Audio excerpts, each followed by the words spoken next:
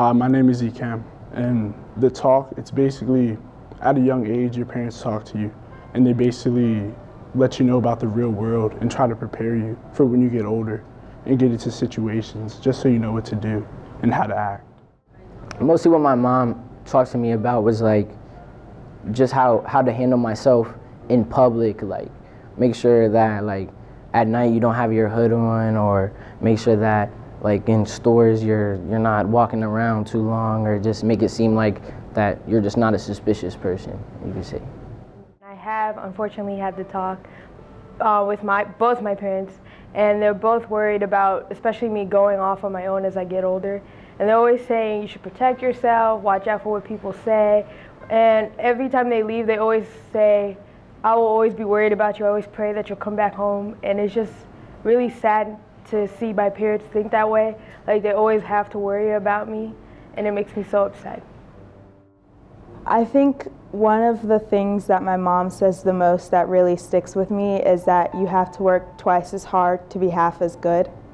And what that means is, as a black girl in America, I have to work twice as hard as a non-black girl would to be half as good and to get half of the opportunities that somebody else would, which is very heartbreaking because, you know, we all start out the same, we all come into the world basically the same, and I have to do more and I have to put myself out there more than another person would.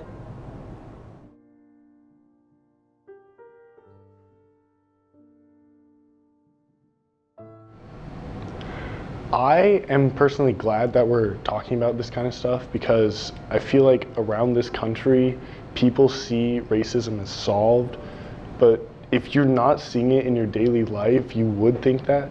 But for all those people out there who are seeing it and like experiencing it on a daily basis, this is a very real problem and we just need to expose it more.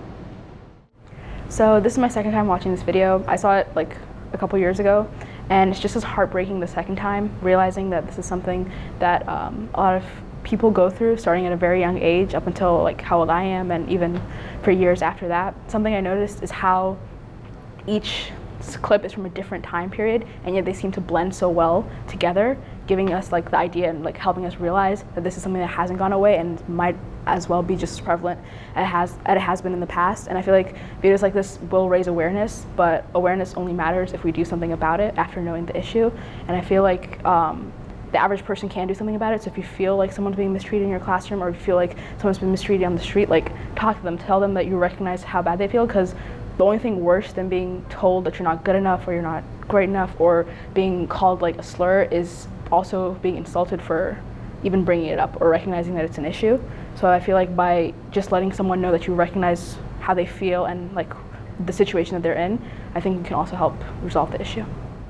For the video about the talk, I'm not very surprised about it at all, because considering what my ancestors have gone throughout like all of history pretty much, or if we want to bring it a little more recently, since the first slaves came to the United States, Black men and women have been treated to this standard where we're less than, or we are supposed to be less than. And because we're taught throughout history and even today to hate ourselves, that's how we're going to be perceived in real life. And we learn to both hate ourselves and hate like the factors that subject us.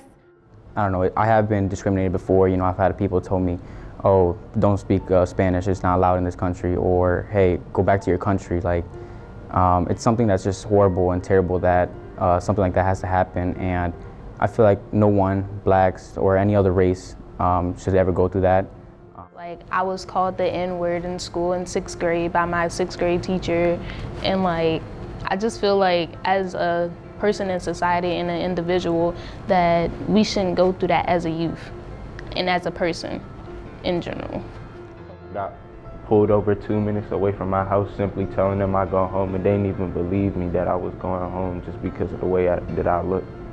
I've been in the backseat of a cop car, I've been in handcuffs, but just because they see that I'm a Dominican or I'm a black person, they think, oh, he's the type to lash out because that's what we're known for, but we're not.